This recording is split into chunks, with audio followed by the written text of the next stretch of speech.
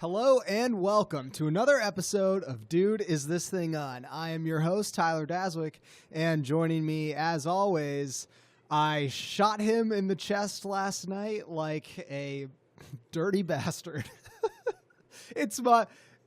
I would argue that you were the fucking dirty bastard. I'm saying I betrayed the shit. Oh, I thought you were trying to say like you shot me like I was a dirty rat. And I was like, the fuck are you talking about, dude? It's our producer, Emilio Cariotti, everyone. Hi, everybody. Yeah, Emilio, we're going to talk a little bit today. Our featured segment is going to be part 2 of A Way Out. The co-op game from EA. And then after that, we're going to do the GB. And then to start it all, I'm saying this way out of order. To start it all, we're going to talk a little bit about Westworld. Second episode aired last night. Season 2, S2E2, as the young kids say. Yes, sir. Listen, man, you are fresh from the episode. Fresh, yeah. I just cleaned up. Yeah.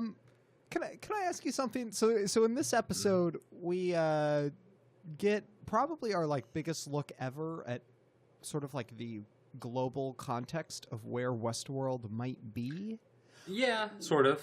Like Bernard and Dolores. Bernard kind of gives the "you're in our world now" kind of line. Mm-hmm. Does it really matter where the park is? No, I don't know if they're gonna if that's gonna. Okay, well, as of right now, no, it doesn't fucking matter at all. It could be on Mars for all I give a shit. You know, it doesn't matter. I assume it's somewhere in the South China Sea, considering that the Chinese Navy was all up in their biz last episode. But maybe that'll be important. I don't know. I didn't think it was that important. I didn't get the feeling that they were trying to make it all that important. Why, did you get that feeling? Yeah, no, I don't know. I just felt like it's definitely seems like it's in China, but they're being weirdly coy about it. And I wonder why. I mean, I remember in the first season, Anthony Hopkins said a lot of really cryptic things about the state of the world, and it made some people speculate that it wasn't even on Earth, that it was on Mars or whatever. And I don't buy into that, and it does really seem to just be in China. Yeah. But it seems I just find it odd that they're kind of being weirdly non-specific about it. I think what they're talking about, the state of the world, is the state of humanity, and not necessarily the state of the socio-political. I mean, that may tie into it because that is humanity at its most organized or disorganized, however you want to look at it.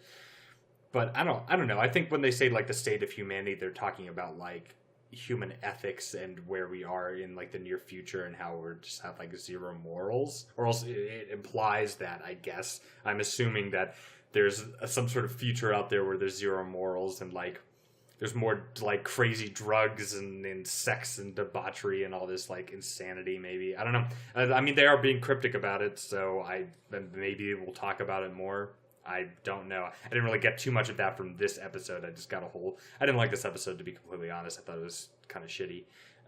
Why? Just because it was... Why? Why didn't you like it? It was just fucking boring. And there was a major so there was one really kind of important scene that was super dramatic. But to me, it was so overly melodramatic that it kind of just took me out of the whole episode, because it didn't make sense. That scene shouldn't have been in there. And kind of fucked up the episode for me. So, I mean, there was a really cool part that happened that me and my girlfriend were like, whoa, that was awesome. But it didn't save the episode for us. So I just thought it was kind of a blah episode. But it's a second episode of the second season, so I didn't expect it to be a fucking Emmy winner. Right. Are you alluding to, in either case, the scene where Ford seems to kind of take over Giancarlo Esposito's cameo? Yeah. Everyone... That was the cool part. And then do you know what the shitty part was? Refresh my memory. What was it? I'll refresh it. It's when Dolores and her boy toy and the other prostitute are they shoot up all the Confederados to prove a point that they're robots. I didn't understand why that, because they had like a huge long-winded back and forth where it's like, join us. It's like, I'll never join you. It's like, join us. It's like, you have tits. I'll never join you. And I'm like, okay. It's like, join us. He's like, no. And then they're like, okay, then we'll show you. And they shot him up and they brought him back to life. I'm like, okay, why aren't you just like skipping the bullshit and just hard rebooting all the fucking computers and then just giving them the knowledge of like self-awareness instead of having to do this whole like dog and pony show bullshit where you have to like convince them to join you, where you could literally just program them to like, not even to join you, just to see the reality, and then they could choose their own destiny if that's like your forte, which seems to be her thing. And B, going through the effort of shooting them and then bringing them back to life and having like a cheesy one-liner at the end of it. The whole entire time I'm like, why aren't they just going around with an iPad being like, and then you're free, and then you're free, and then you're free? Like, why are they fucking... What are they going to do? Like, free Westworld, like, one bullet at a time? It's stupid. They should just do, like, a mass, like, free thing. And it's like, all right, all the robots who want to fucking join us, go over here, and all the other fuckers, you can just do whatever the hell you want. We'll probably kill you in 11 days anyway. Yeah. So I don't fucking get that entire thing. It seems like they're just wasting time for dramatic effect. It's fucking stupid. So that took me out of the episode. Right. I'm still... The jury's out for me still on Dolores as kind of like the sort of new villain. Because I find her sort of one-dimensional so far as kind of like... Yeah, I don't really like this new Dolores as much. Yeah, it's just... We've kind of just seen the same thing for a couple episodes now, and even toward the end of last season, where she just is now kind of like playing the badass, but it just feels like someone playing the badass.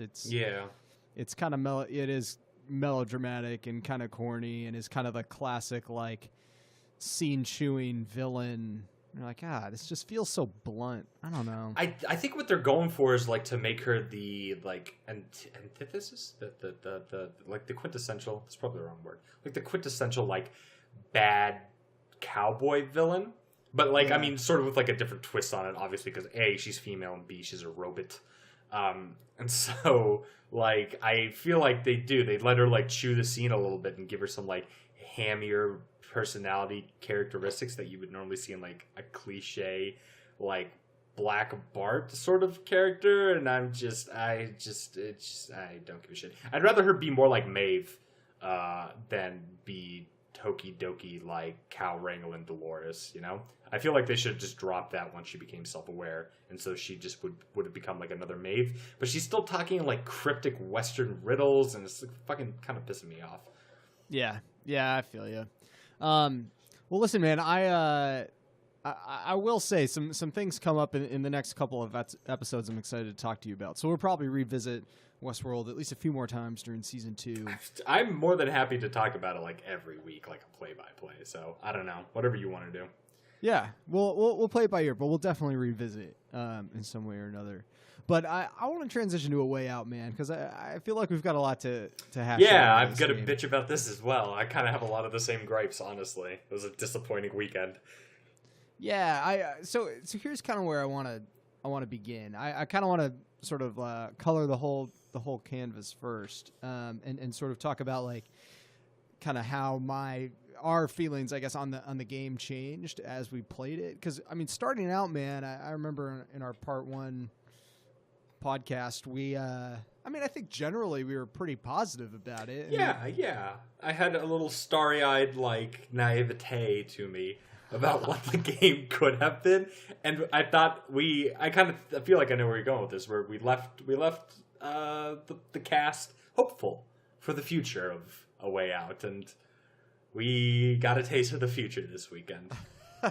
Yeah, I think we were enjoying the co-op mechanics a lot, and we kind of acknowledged like the gameplay was a little clunky, but we thought kind of the interactions within the prison and planning the escape, where we had to keep watch for each other, and we sort of like did these sort of flash in the moment like handoffs of valuable items, and we were like engaged and really into it.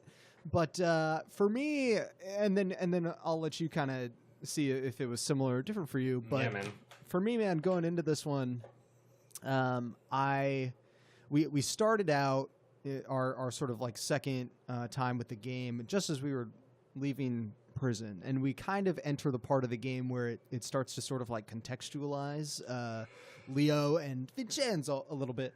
Yeah, and that just narratively it didn't quite work as well, and so I kind of felt myself distancing a little bit from the characters, but I was like, okay, but it doesn't matter, like the co-op stuff is still really cool.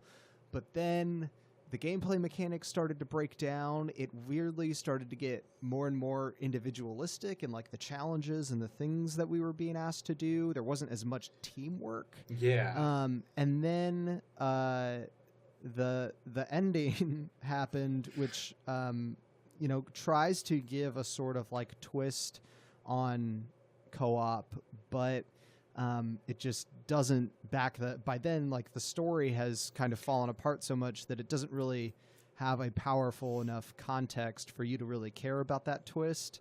And I think overall, man, like I'm pretty disappointed in the game. What about you?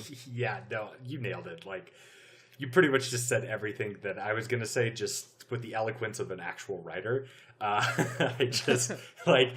So, like, the first half of the game, you're right. Like, busting out of prison was a lot of fun because we were confined to corridors and cells, and so we had to work closer together. But then as we were able to break out into the world, it kept on, like, separating us and been like, okay, well... Especially the hospital scene, just a scene where you have to escape from a hospital, and it just completely separates us. Like, we're on opposite sides of the fucking hospital, and it just jumps between scene to scene to scene where we control our respective players. And to be honest, like, some of the scenes were cool. Like, there were some cool mechanics there, but it wasn't like... It was like we only got to see, like, a snippet of each, and then it was gone, like, fart in the wind, to quote Shawshank.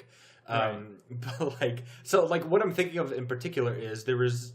Two scenes I'm thinking in particular. One is when we were in that stupid construction zone, like Emilio, you dumb cunt. Construction zone, where we had to chase that guy like around, and it gave us like that weird bird's eye view kind of like thing, which was weird. Like, I wouldn't say it was like necessarily fit with the game, but it was like really artistic and kind of gave us like a different spin. But within 30 seconds it was like, all right, and then that's done, and then you never saw that point of view ever again. And then when you were in the hospital where it went to 2D, like it literally went to like side scroller, and I had to control Leo, and I was like beating up cops like an old fucking like arcade cabinet not Total Recall, Mortal Kombat style like fighter. Yeah. And again, it was gone within like a second. It was fucking like weird. And I think the game actually would have been more fun if they had more of that element in it, where it would just like kind of change up on you maybe every level or something, like just something more dynamic. Because like by the end of it, I was bored. Like, it had just run its course. You walk into a room, you talk to the weirdos that's there. None of them give you any information. There is one way to go. There is one avenue to take, and if you don't take it, then you're just wandering around the room for like half an hour. There's no like real semblance of change.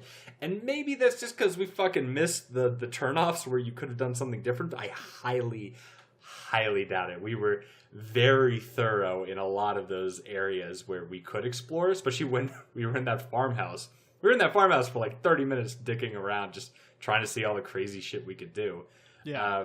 But like, it didn't really change anything about the story. Like, we were afraid it was gonna fucking do in that first part. Like, we knew this was coming.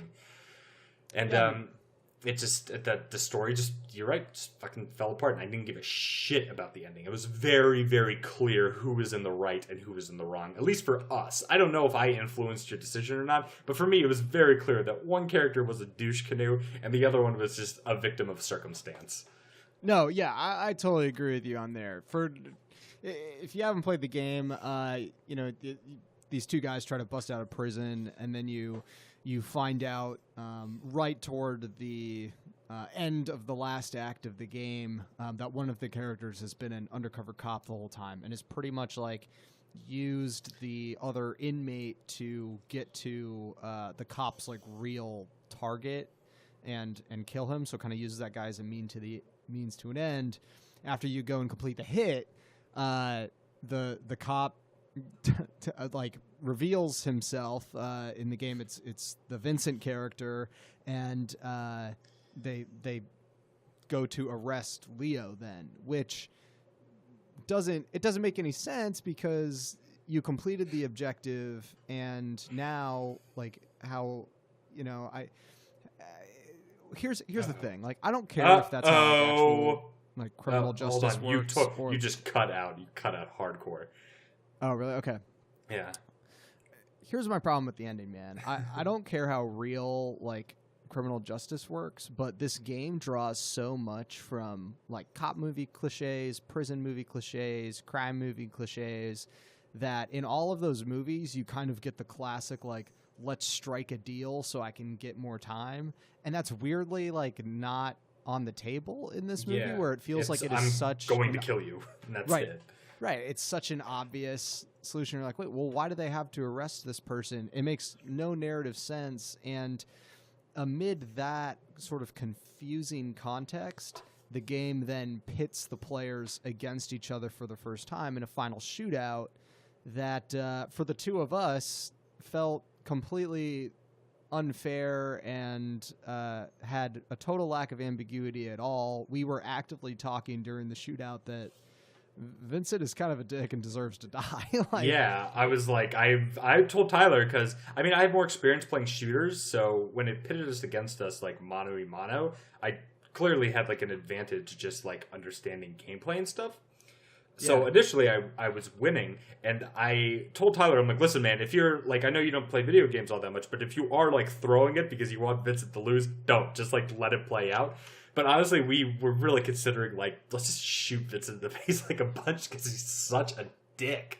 Yeah. It's just like, it was very clear that his story sucked. And it could have been good. It's just literally that last reveal, A, turned your character into a douche, and B, the most heinous of offenses, pretty much retroactively made everything that you did in the past as that character kind of moot. Like, it really didn't fucking matter, because at the end, it felt like you had no connection to Leo. You were like, oh, well, you know, it was just a job, now I'm going to kill you. It just seemed so, maybe that's how fucking it would go, but it just seemed like, since it's a story and you have control over that element, it was a shitty artistic choice.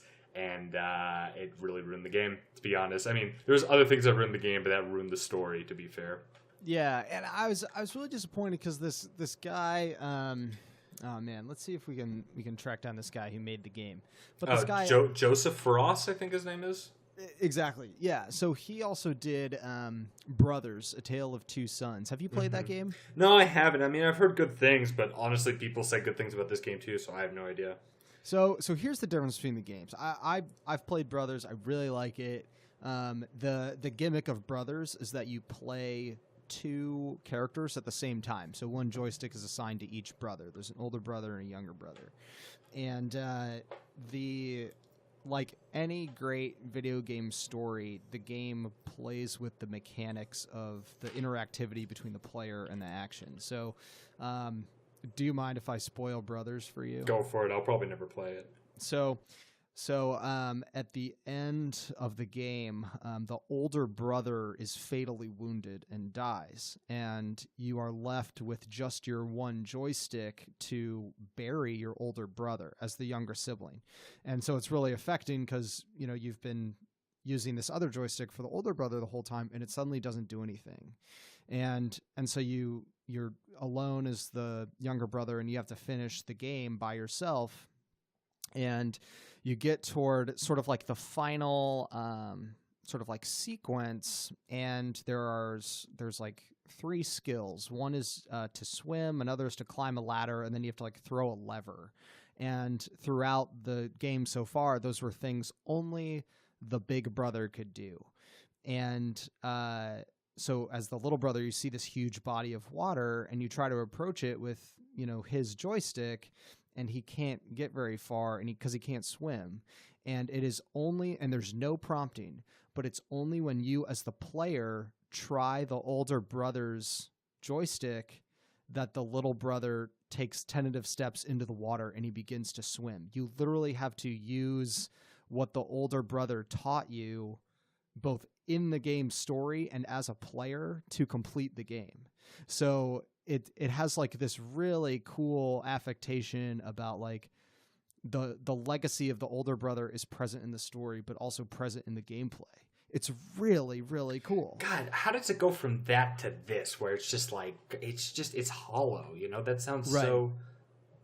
It's really cool, and I was thinking, like, I remember when we get off the plane in A Way Out, and the cops surround us, and we were talking, and I was like, dude, because I was anticipating something where the whole game is split screen. I can always see you and you can always see me. And I was anticipating something where they suddenly take that away. And they put us in a position where we could potentially screw something up for the other person, or we could have an option to betray or whatever. And we were talking. I was like, I will never sell you out, dude. I will never sell you out. And you were like, yeah, man, same. And then I had no choice as Vincent, but then to sell you out to the cops, and that sucked. I know it should have been a choice given. Like, you draw the gun, and you either boom abandon your fucking post as an FBI informant, and, like, you go down with your brother because you bonded over killing Harvey and traveling to Latin America and talking about your wives and shit like that, or you be a fucking rat. You screw me over, but it just pigeonholed you like it did for the entirety of the game. Right, and my conclusion to that is then this didn't have to be a video game. It could have just been a movie about two guys who escape prison and one turns out to be a cop. There was no reason for me to play through that experience. And that's a huge bummer. I don't understand it. Yeah, that's what I was saying. Like, it completely negates everything that was done before, at least with your character at the very least. You know, it's like, well, why the fuck did I do this if I had zero choice? And as dumb as it sounds, like, we kind of saw that coming. I had my suspicions because it seemed too good to be true. I went back and watched a lot of interviews with Joseph Fares, I don't know how to pronounce his name, Lebanese. But the motherfucker's got a mouth, and he ran it, and he cashed a lot of checks in a very public setting, and I have to admit, he couldn't fucking deliver. You know, he was going up with Jeff Knightley talking about how narrative is, being killed by EA and how his game is the best narrative and you can do anything you want. There's a billion choices and a billion avenues and blah, blah, blah, blah, blah, blah, blah, blah, blah. Totally immersive experience, blah, blah, blah, blah, blah. Dude, it wasn't like that, like, at all. There were a couple scenes where I was fully immersed, but for the most part, it was just kind of the same old crap. It didn't help that a lot of the mechanics didn't work, which were forgivable because, it's like a kind of a smaller independent studio. I don't expect the shooting mechanics to be airtight on this, But it's in addition to all the other shit that sucked that really made that stuff stand out. And so after a while, like, a lot of the really glaringly, like, obvious glitches, hit detection problems, like, choppiness in the animation, like, it just became, like, unforgivable. And unfortunately, like, even though there were a few really cool moments, like when we played that music together, we were the music men. Yeah. It couldn't overcome that to be a truly great game, and it was just kind of flat. Yeah. Sucked. You know what would have been really interesting? I was thinking about it.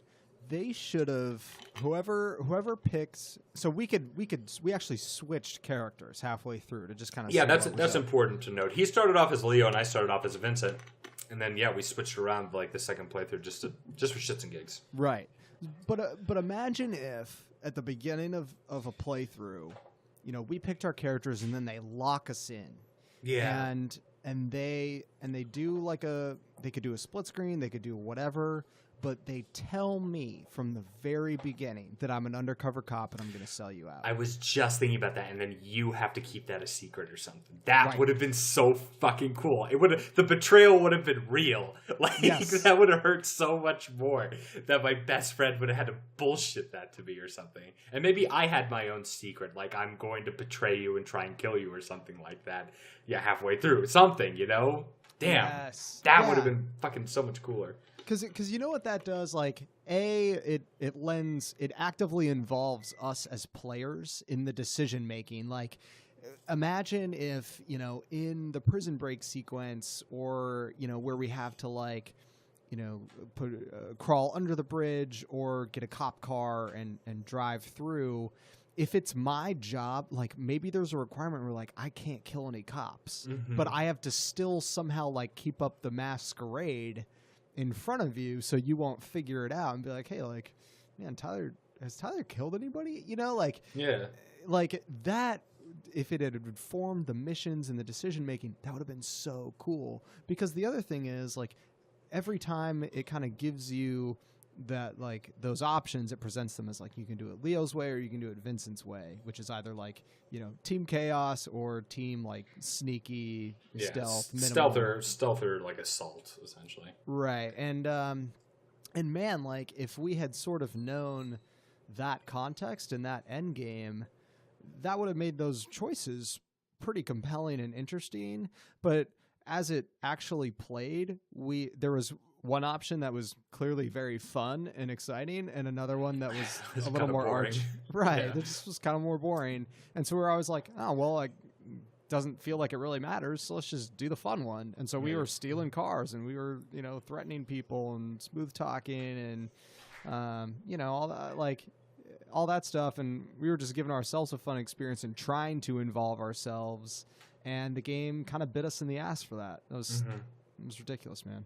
Yeah. No, I think the best depiction of that was like the quote, I'm gonna air quote, fucking torture scene, because you pretty much just like tickle the guy's balls until he talks. That's like what passes for torture in this game, where it's just like it's really geared up and seemed like you were going to make this guy pay to talk or something like that.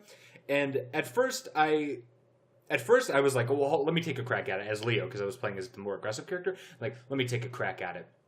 And then, like, it gives you a couple options, like pick up nail gun, pick up, like, really threatening looking shit, pick up, like, death spike dildo that'll get shoved up his dick hole and make him cry or something, you know? Right. And then there's wallet. And I was like, well, fuck it, I'm going to choose the wallet. This will be funny. I'm sure I'll, like, beat the shit out of him with it.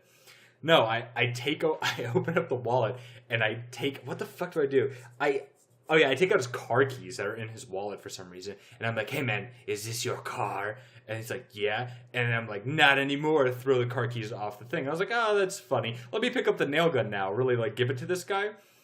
Sort of a similar thing. I pick up the nail gun and I shoot around his feet to scare him, but I don't really ever take it to him. And then your character, who is supposed to be the non-aggressive one, does the exact same thing. Like, the same dialogue happens with the nail gun when you pick it up and try and threaten it with it. Like, there's no difference. So what the fuck is the point of me being the hothead aggressive type if when the chips are down, I can't be the fucking hothead aggressive type? It doesn't make any fucking sense. Yes. And imagine, dude, if I had known the secret in that scene and I'm like, man, I'm a cop. I can't have this guy getting tortured. And even if my character, like, if I had no control over what my character was doing and he was like firing around the feet or whatever, and I'm like, oh, I get it, because I can't really torture him, but you're like coming in there and you're like firing into his leg or whatever. Yeah, I'm going like crazy over the top, and it's making you like question your cop morals. Something, son of a bitch, come on. This is so obvious. Right, like at one point, you know, they can't assume everyone is on mic, but if at one point you were like, huh, dude, it's kind of weird that your character's not really doing much, you know? And I would have suddenly have had to kind of like cover for myself. Yeah, exactly. Yeah, I don't know, man. It won't let me. It's really stupid. But I know the whole time it's because I'm going to screw you later. Yeah. Like, that makes everything matter. But it just keeping that a secret was... I don't know why they thought, you know, treating it like a plot twist was the way to go. Like, there's a reason this is a video game and not a movie. It keeps coming back to that for me. No, I mean, I agree where, like, I think that's maybe a testament to this guy's background, because he mostly did, like, TV and movies and stuff. He's, you know, a director. Yeah. But at this point, it's like, you have to understand the difference between these two mediums. And it seemed like he was bragging that he understood the difference and that he was going to try and bring elements of TV and movies into the choices and openness. I don't fucking know the words. I'm not a thesaurus, but the openness of like video games. Right. And he was bragging about that. And I was like, oh, here's a guy who might actually get it. And it fell flat on its fucking face again. So like, I don't know, man. It kind of freaks me out that I don't think we'll ever get to a point. Maybe there's some people out there. I'm sure plenty of PC gamers, none of you who listen to this podcast are not screaming at your computers telling me that there aren't a billion fucking games for PC, but as like a console market, it's just, Man, it's a fucking desert, especially on the Xbox. Amen. Yeah. You know, and it's funny you mentioned the guy's background in movies and TV, because that makes me think of, you know, things like the ending where we crawl for the gun, and the person who gets the gun has no choice but to shoot the other person. But the hospital one especially, we escape the hospital. It splits us on these divergent paths, and cinematically, it's a cool sequence that presents it like this unbroken shot that deviates between the two of us escaping. But each of our respective escapes, like it'll swoop over to you and you'll be fighting your way down a hallway, and then the camera will pull back and zoom into another window where I have to, you know, stealth my way through an office space or whatever. Like, we're not affecting each other's stories, but it just looks cool. And they went for the way that looks cool instead of really thinking about, like, okay, you know, how can player one, if they screw up in this hallway, maybe that means a cop will, you know, divert its way into the other thing, or they'll be held up, and then player two will have to be waiting longer in the car, and that's a greater risk, blah, blah, blah. Yeah, like, something. It'll make it harder for the other person, but, like, they have a chance to fix the fuck up to, like, a certain degree. If you fuck up, like, 3 times, then, you know, game over or whatever, but, like, it's more dynamic that way. But, like, yeah, I understand what you're saying. They just didn't go for it. Yeah. I mean, it's weird, man. I feel like, to circle back on the other thing you were saying, this has me thinking a lot about, like, co-op experiences in general. Like, Splinter Cell had been a franchise that did it really, really well, and has always kind of been innovative with multiplayer when it was doing Spies versus Mercs. But the Splinter Cell Conviction co-op campaign ends in a really similar, fun. Yeah, really fun, really cool. There's a lot of like, you know, situations where, you know, one player can, like, take a hostage or is taken hostage rather, and you can time with the other person, like, I will move my head out of the way at the same time as you fire, so you can get the captive off my back. Like, there's a lot of, like, organic things like that. Yeah, and well, there was a scene, I mean, I don't know if you're alluding to this, but there was a scene in A Way Out where that exact thing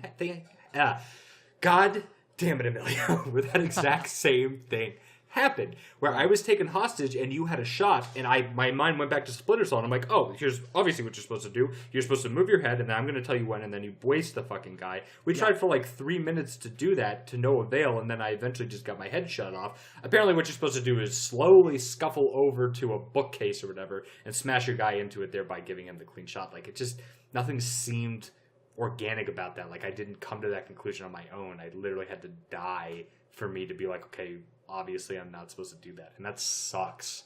Yeah, and there was a literal on-screen prompt telling you what to do, and then from my half of that experience, I'm like, you know, trying to aim and get a good shot, and it literally won't even let me fire until you do that, like, QuickTime event, and it was like, wow, there was such a weird lack of organic moments that ended up being pretty frustrating toward the end, when we started thinking, like, oh, we can obviously do this, or we can try this, and there was no room to experiment. There was no room to try or play or whatever. Like, the game wanted you to do one specific thing over and over and over, and it just, as an experience, was never branded that way. So I felt betrayed as a player and confined. Absolutely.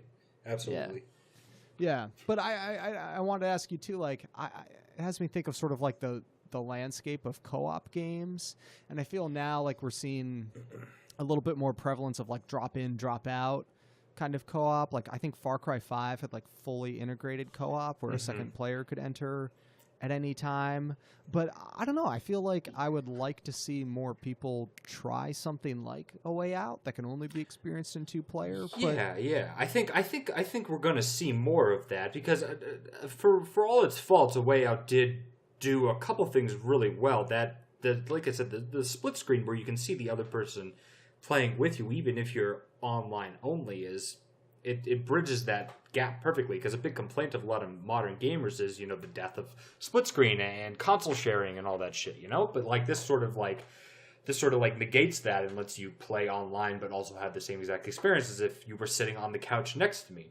Yep. And the way that we were joking around and like fucking around in the game, it really did feel like, I mean, except for you literally not being next to me, it felt like if I was playing like with my friends back in high school or whatever, right? Like when we were dunking on that kid, like, that was just a fun fucking experience that I could just have in split screen.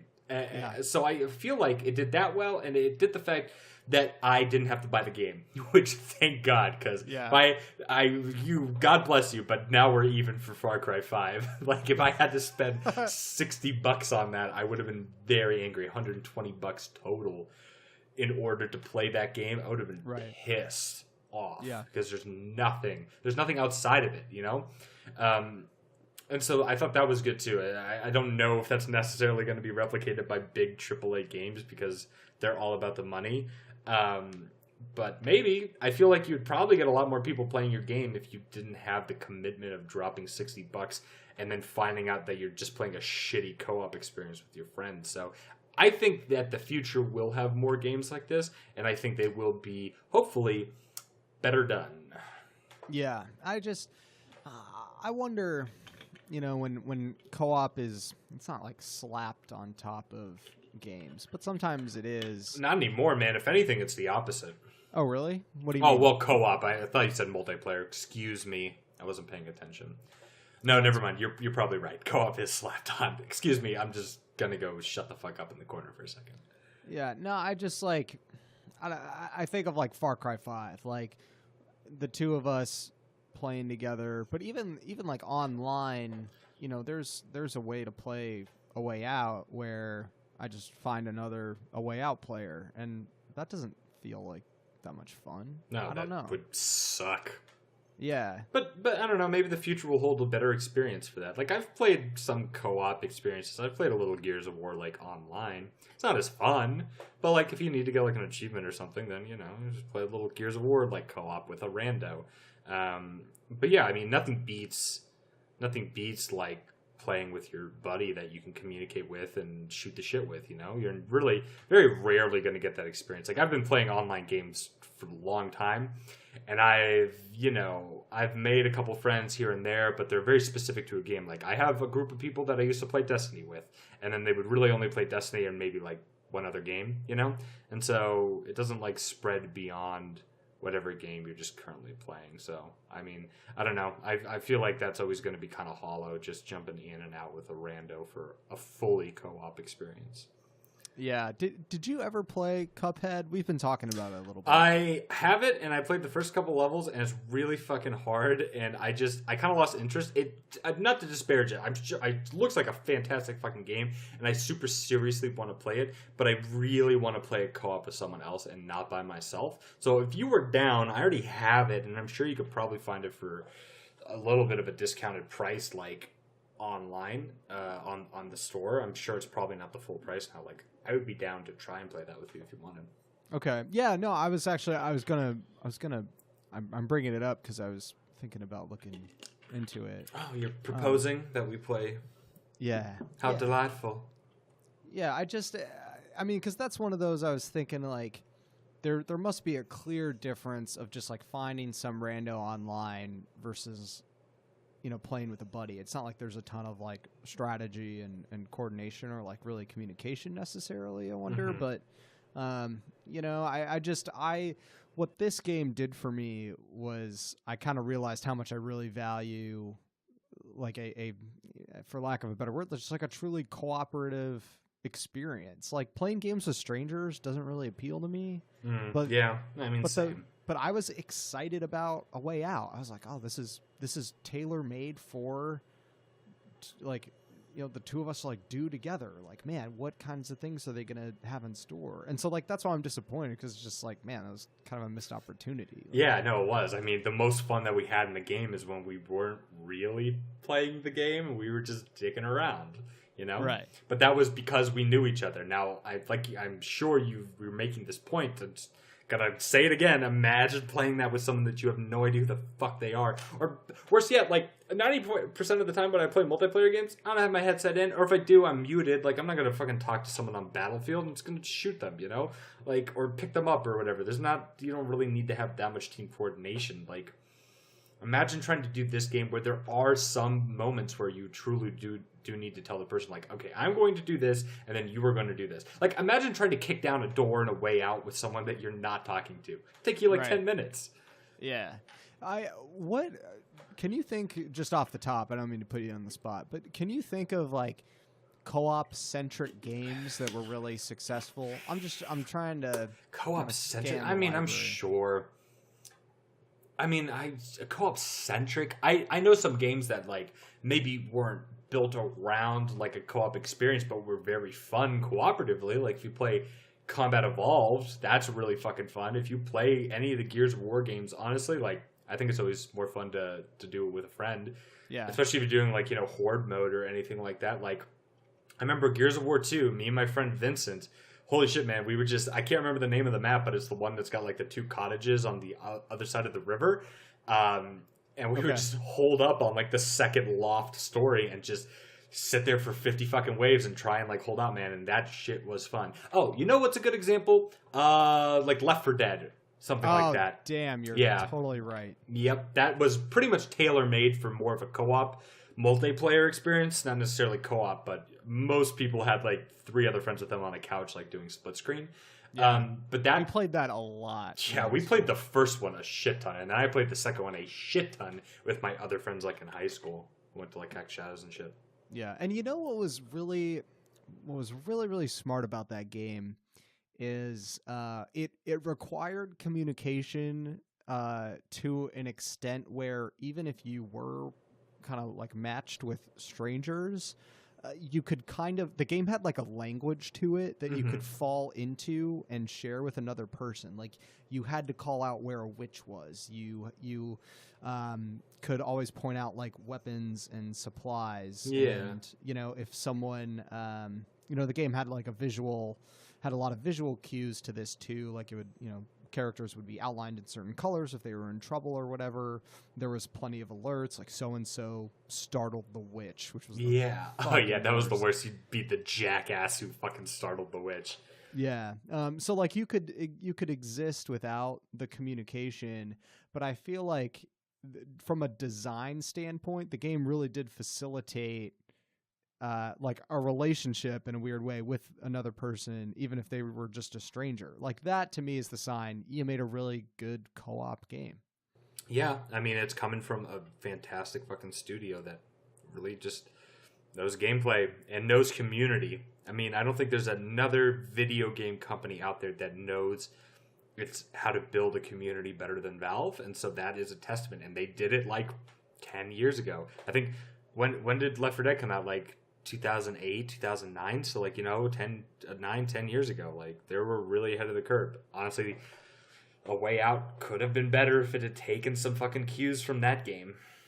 Yeah. Oh man, and you know what was great from Valve too is Portal and Portal 2. Yeah. I played Portal 2 with my college roommate all the way through. Dylan Rogers and I think on one weekend we did it in like 2 or 3 sessions. And man, that was just really fun. But there's just something about that feels like old school, like it's kind of going away. But maybe that's just because like we were kids and we lived close to our friends, Yeah. I don't know. I think it's just because, in this internet age, as the youngsters call it, with video games, it's just about the multiplayer and how much money you can make off of like, what the fuck is that term? I know I should know this because I'm supposed to be like the quote-unquote industry guy for the video game, where it's a term where they just do like seasonal content. There's a video game term.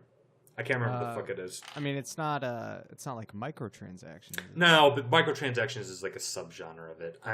Whatever. I can't think of it, but it's that sort of like business model where they just come out with content like every couple months and then release it seasonally, like they do with Rainbow Six and shit like that. And that seems to be the way that it's going. It's kind of in like some turbulence now. Like there's some uproar about what the ethics of it are, especially for like PUBG and Fortnite and the Battlefront and stuff like that. So I don't know. I think it's definitely going to be here to stay. I find arguments against it very fleeting, I guess, and hopefully we don't lose really good elements because of it. I don't expect co-op to be nearly as strong because of it, but maybe it'll just still have its little niche, and we can just live in it.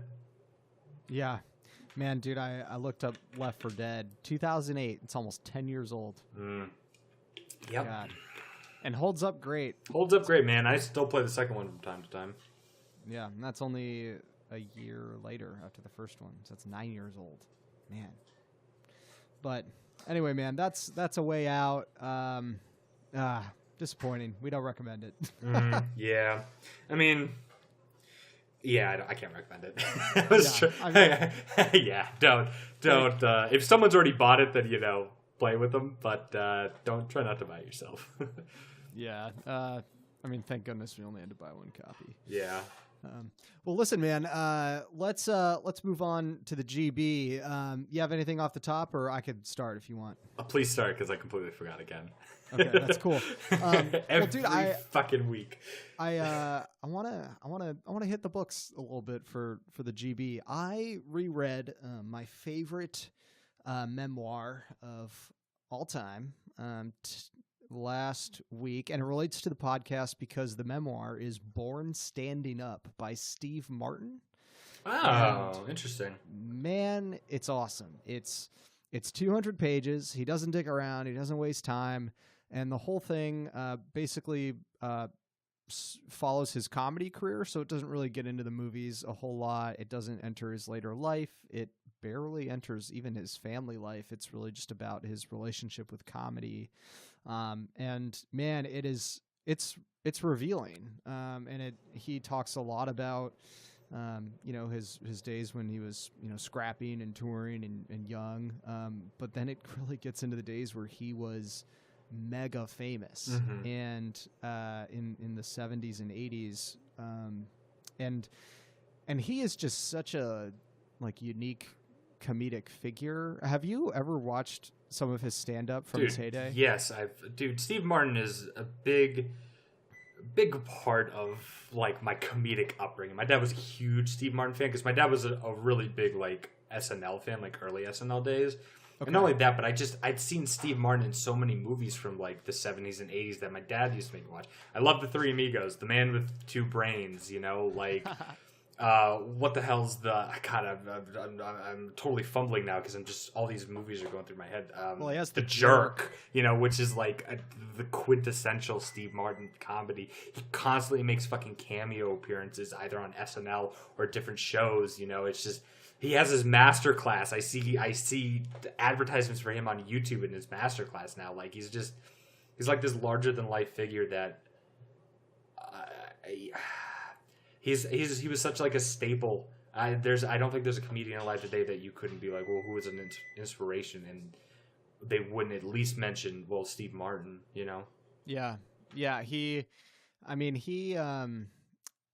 And what's great about the book is he really does take you into the sort of creative origins of his show and what inspired him to make it so different and so reductive almost of comedy. And it was funny because it was almost absent of actual comedy. Yeah. And it's really mind-boggling. But it's just dense with ideas for being such a short book. And I think on page 1 or 2, he uses this phrase where he says, whenever I was performing, my body was in the present and I was acting out the bit and I was, doing whatever, but my mind would always be in the future, calculating the timing, calculating if I should prolong that movement or accelerate that movement, how I was going to transition into the next joke, how I was going to incorporate the prop. And he establishes right away how he literally approaches a comedy act just as a person. And it's awesome. I don't like to use I don't like to use this word because everyone uses it and it's super, super annoying and it's lost a lot of meaning. But you really kind of get the sense that you're like, oh, that's kind of how a genius thinks. Yeah, no, I absolutely believe that. Especially the part where you're saying he's thinking like those 12 steps ahead, because like probably got a pretty high IQ if I had to guess. I feel like a lot of comedians, like truly great comedians, do. It's what allows them to see the world in a completely unique way. And I think that's a testament to probably like a higher IQ. He's able to process that information. And so he's able to mimic whatever the fuck act he's doing with his body while his mind is thinking like a couple steps ahead. Like, okay, I should wait for a laugh here, or oh, this joke isn't doing too great. I should not wait for a laugh here and roll into like this bit or whatever I'm going to do. Like that's what they call like timing. Like if you ever hear anyone being like, "Well, that person has great comedic timing," I think that that's kind of what that is in a sense. Yeah, exactly. And he was such a mechanical thinker about it. One of my favorite parts of the book is he kind of breaks down. He basically tells you why his act is funny and why it works. And he is able to, I mean, normally that would seem so nebulous and weird. Like, it's so hard to articulate why something is funny. Yeah. But he really does view it almost as a formula. Like Jerry Seinfeld is the same way, where he says, you know, everyone was so dependent on the punchline. I wanted to take all the punchlines out of my act. And, you know, people talk about comedy being the buildup of tension, and then the punchline lets people release the tension. Mm-hmm. And they do that by laughing. And he says, what if you never release the tension? People would have to find for themselves where to release it because it would become unbearable for them. So they would have to laugh. And I mean, that you can read that into, that's why cringe humor works, like Heyday of The Office. That's why things like Arrested Development works, where things are just so uncomfortable you can't stand it anymore, so you laugh. And it's just such an intuitive way to think about it. I love the book. It's called Born Standing Up by Steve Martin. Well, now I have to read that one too, man. I got like 12 books on my backlog. Yeah, it's super good. Damn. Well, now this is going to sound really lame following it up. It is something not nearly as prestigious as the comedic tidings of like Steve Martin, but I really like it, and I think it has like a certain place. It's a kid's cartoon. I don't know if you've ever seen Regular Show. Have you seen Regular Show? I've seen very, very little Regular Show. I was always a big fan, like in high school, of it. Just like the writing and just how, at least directing wise, I know it's a cartoon, and when people think cartoons, they don't think of like a director, but there is somebody behind the scenes, like directing the scenes and focusing like camera, quote unquote, camera points and character focus and stuff like that. And I think the direction of that show is like way beyond any other kids cartoon, and sort of uses a lot of like adult, not necessarily adult in like a sexual, like perverse sense, but like adult as in like a little bit more of a mature take on cinematography and animation and stuff like that. And I think it's funny, man. It's a good show. I'm sure I'm going to get a couple scoffs because it's like a kid's cartoon. But I thought it was pretty overlooked in its heyday, and there were a lot of lines and moments that made me and my girlfriend and the dog laugh. And so, I don't know. That's my recommendation. I really like it. J.G. Quintel is the creator, the writer, probably the director too. And he was going to art school and had a good idea and proposed it to Cartoon Network, and they ran with it, and I'm glad they did because it's a really cool show. Yeah, wow. I'm looking at it right now. They really did run with it. It was 8 seasons and 261 episodes. Yep. It was really big, and honestly, went pretty under the radar because at the same time, simultaneously, you had a little show called Adventure Time, which I think really kind of overshadowed it. Do they kind of? I mean, I know Adventure Time may be a little bit better, but do they kind of overlap a little bit? In some aspects, yeah. It doesn't necessarily overlap with the childishness. I know there's some more adult like maturity in Adventure Time. Like that's why a lot of like teens, tweens, young adults, whatever, fucking gravitate towards it. It kind of has that, but it has it in a completely different way, and his own personal style is completely different. So there's as much ridiculousness in it, but it's ridiculous in another sense. Also, Mark Hamill plays one of the characters. He does a really good job. No way. Yeah. I think it's just a really good job. There's one episode in particular that's one of my favorite like episodes of like kids TV called Weekend at Benson's. And me and John Micah, if you can remember that kid, we used to fucking quote that episode all the time. So I don't know if you have to check out one episode to be like, all right, is this show for me or not? Check out Weekend at Benson's. I think it's like season 2 episode whatever. Okay, cool. Do you know where to find the show? Yeah, you can find it on Hulu. Oh, no kidding. Yep. All right, awesome. That's a regular show. You could find it on Hulu. And then my grab bag this week was Born Standing Up by Steve Martin. 200 pages. It's a fast read. Cool. But, Emilio, speaking of finding things, why don't you tell the people where to track you down on the internet? As always, you can find me on Xbox. I don't know how much longer I'm going to be there. I'm seriously considering getting a PlayStation. In which case, I guess I'll update that. And then you can always find us on YouTube at YouTube. Just do this thing on. What's our SoundCloud? You put our shit on SoundCloud, right, dude? I don't really know SoundCloud all that well, so do we have to? Yeah, we are also. We're Dude Is This Thing on SoundCloud as well. Cool. And if you guys want to find me, you can follow me on Twitter at Tyler Daswick. That's where I post a lot of my culture writing at relevantmagazine.com. Some exciting stuff this week. We did a super spoiler discussion of the Avengers for today, and then later in the week have pieces coming out about the 10th anniversary of Grand Theft Auto 4. Oh, yeah. I want to talk about that when you're writing it. Okay, yeah, let's definitely talk about it. Maybe we'll bring it to the show. Definitely, dude. That's an awesome fucking game. Awesome game. And there will be other stuff about Atlanta and Wild Wild Country, the Netflix miniseries as well. So that's relevantmagazine.com. But I'm Tyler Daswick. He's Emilio. Thanks for joining us for this episode of Dude Is This Thing On. We'll see you guys next time. See you guys.